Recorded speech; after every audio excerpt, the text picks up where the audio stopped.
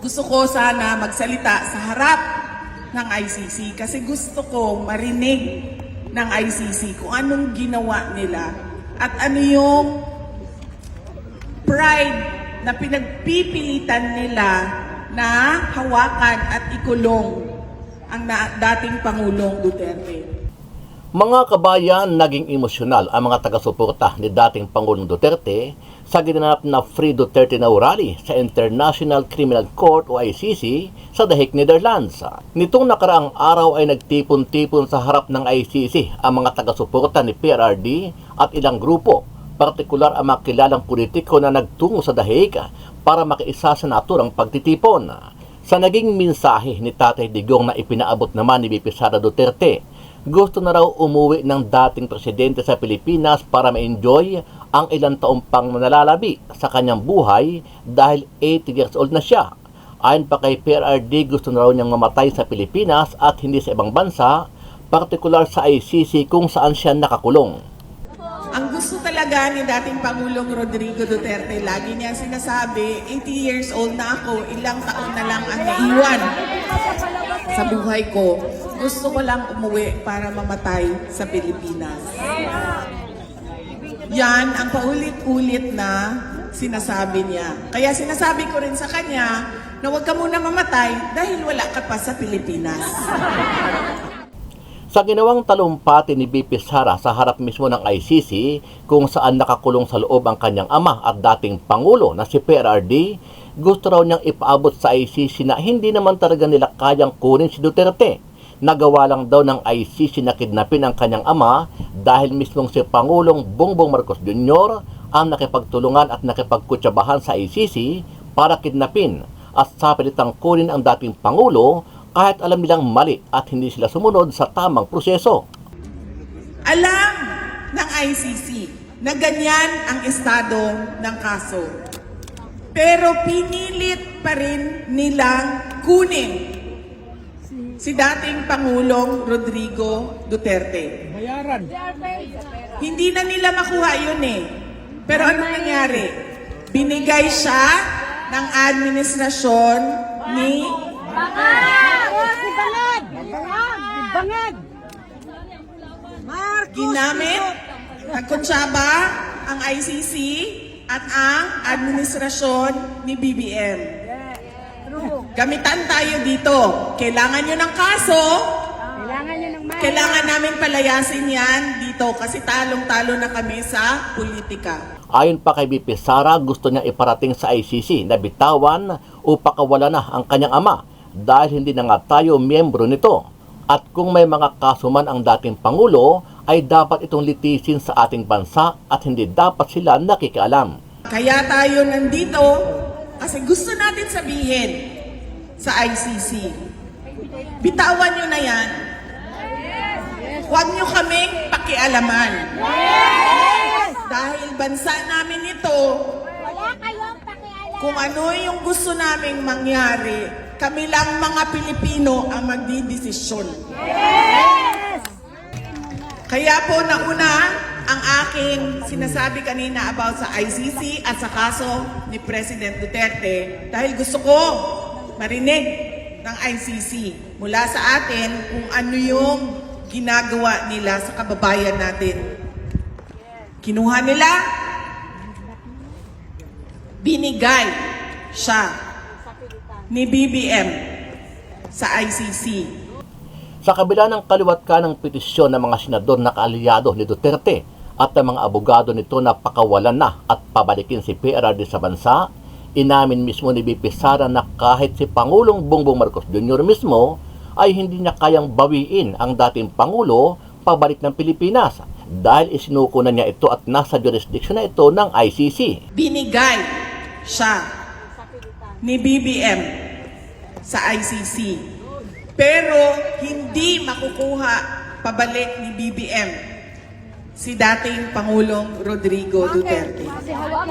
Hindi ko ikaw ang presidente, mapauwi na. Bakit? Kasi pumasok na siya sa kulungan. Under custody na siya sa ICC. Kasi sinurrender siya ng Pilipinas. Pero mali yung pagkuha, di ba? Yes, ma'am. Punuin ba na Sabi nila, sila ay para sa human rights, sila ay para sa democracy, liberty, freedom. Pero, nakita natin, di ba? Anong ginawa nila? Tinanggap nila with open arms ang taong kinidnap sa sariling bayan. Para magkapera sila. Ano ang masasabi mo dito, kabayan? Kung ikaw ang tatanungin, pabor ba kayo na ibalik at pauwiin na lang si PRRD sa bansa o dapat maghintay na lang siya ng itinakdang panahon para dinggin at harapin ang mga kaso na isinampa sa kanya ng mga biktima ng di umano ay war on drugs sa kanyang nakaraang administrasyon? Sama-sama nating panuorin ang buong video at pakicomment nyo po ang inyong mga reaksyon at sariling opinyon. Pero bago yan, sa mga hindi pa po nakasubscribe sa ating channel na Kabayan News PH, pakipindot po ang subscribe button at pakiclick na rin ang notification bell para lagi kayong updated sa mga bagong upload natin na legit at napapanahong balita. Marami pong salamat. Bakit nandito tayong lahat? Para kay Tatay Digong! Para sa bayan! Para sa isang Pilipino na pilitang kinuha doon sa ating bansa, hinila, tinulak, paakyat ng eroplano at dinala dito sa Dahig para ikulong. Ipaglaban si Tatay Digong! Wala kang mahahanap na bansa sa buong mundo na ibinibigay ang kanilang Kapwa! kababayan sa mga dayuhan. Only in the Philippines! Only in the Philippines! Nakakahiya man na nakikita ng buong mundo, pero ganon ang nangyari sa dati nating Pangulong Rodrigo Duterte.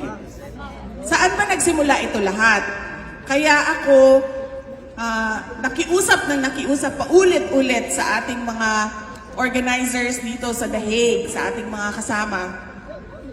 Gusto ko sana magsalita sa harap ng ICC kasi gusto ko marinig ng ICC kung anong ginawa nila at ano yung pride na pinagpipilitan nila na hawakan at ikulong ang dating Pangulong Duterte.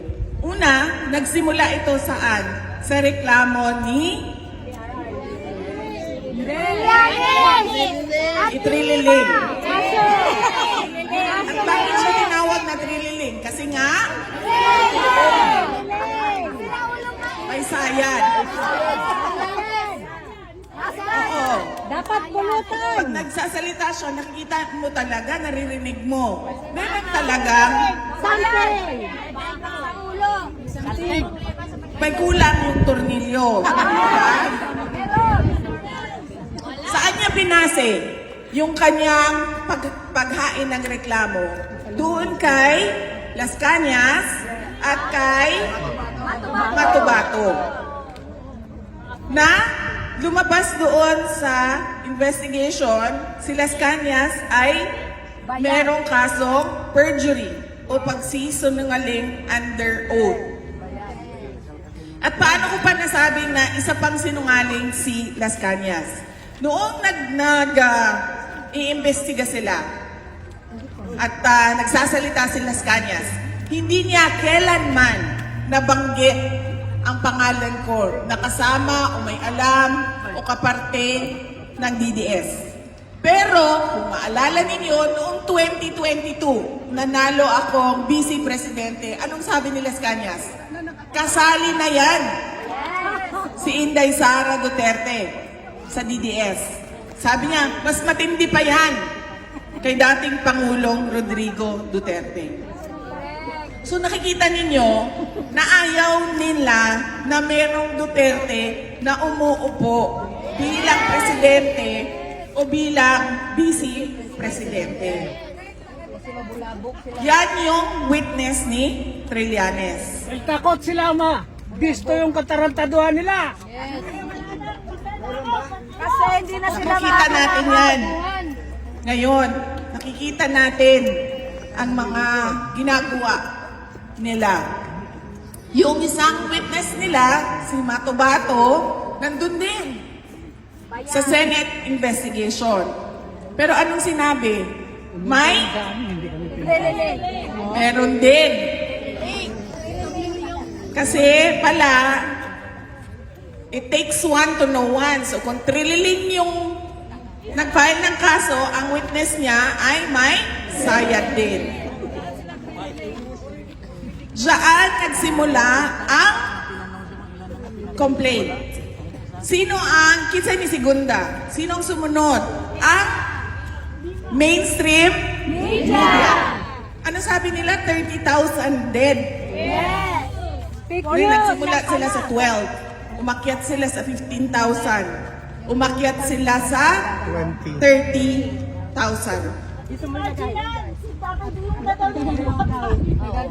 Lahat ng mga namatay, DDS. Pero kung hingiin mo sa kanila ang listahan, walang listahan ng 30,000. At anong lumabas sa charges nila? 43 counts of murder. Kaduda-duda pa yung ibang sinasabing biktima. Dahil hindi masabi kung totoo nga na sila ay biktima ng EJK. Alam ng ICC na ganyan ang estado ng kaso. Pero pinilit pa rin nilang kunin si dating Pangulong Rodrigo Duterte. Hindi na nila makuha yun eh. Pero anong nangyari? Binigay siya ng administrasyon ni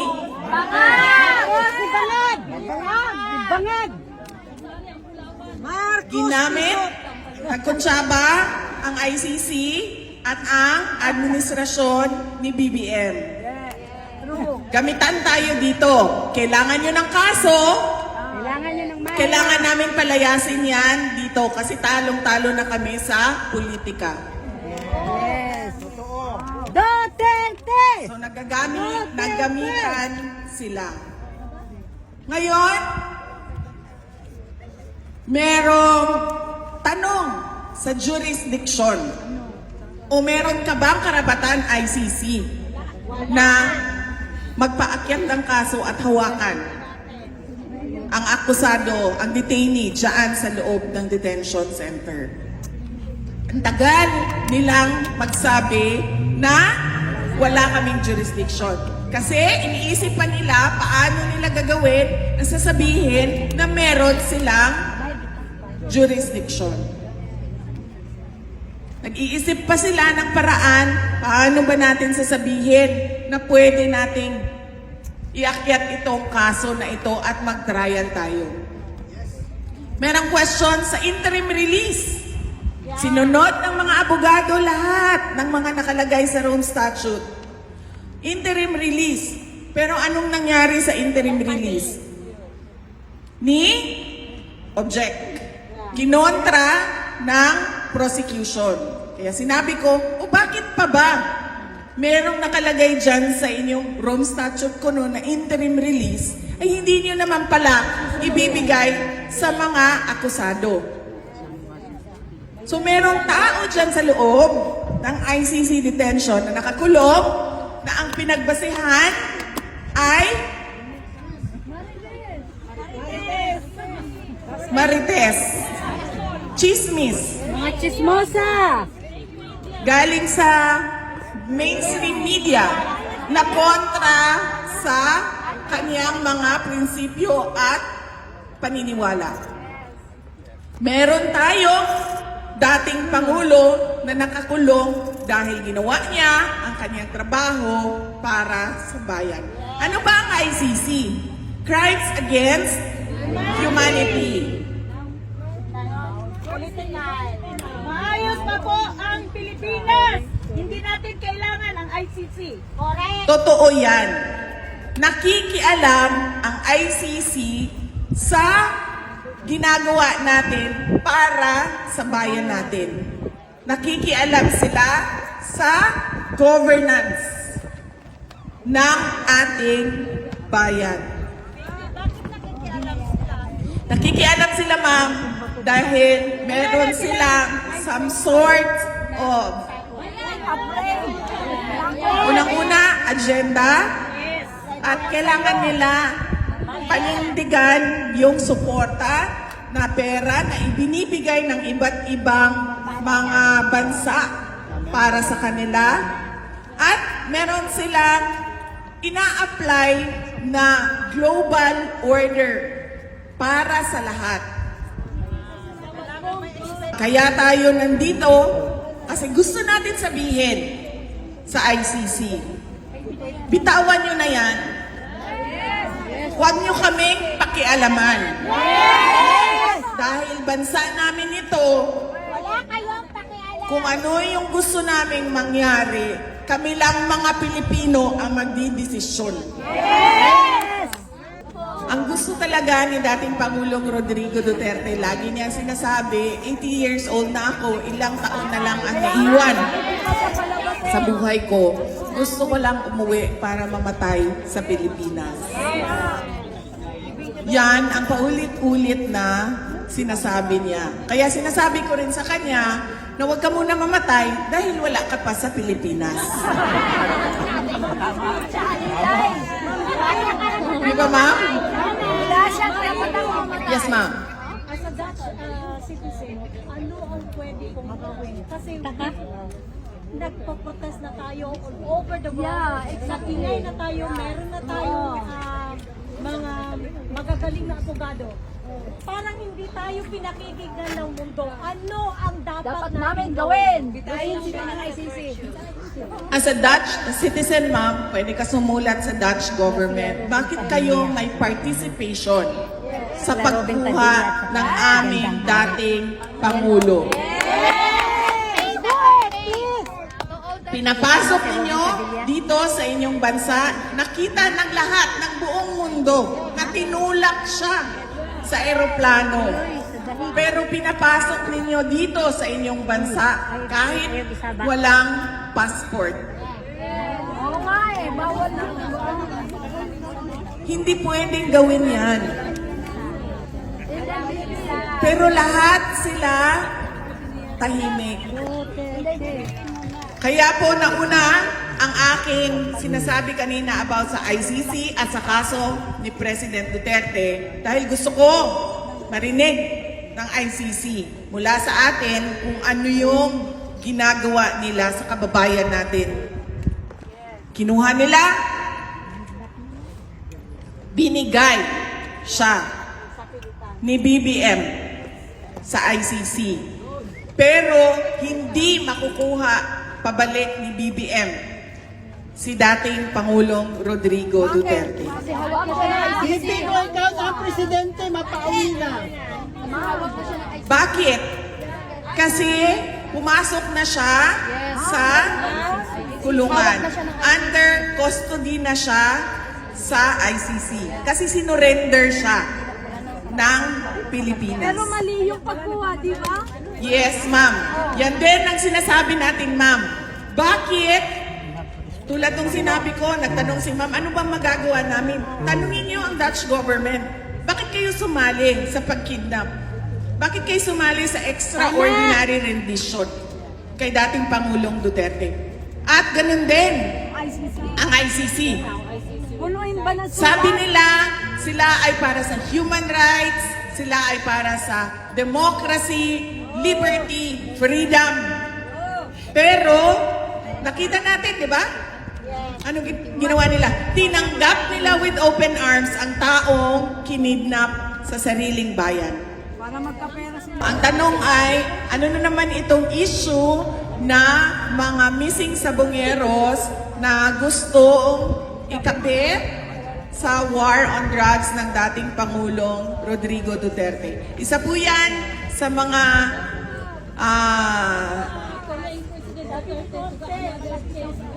isa po yan sa mga gusto nilang gawin, no, para palakasin yung kaso sa war on drugs. Ang gusto na lang nila sabihin, meron kaming mga nakitang buto dito.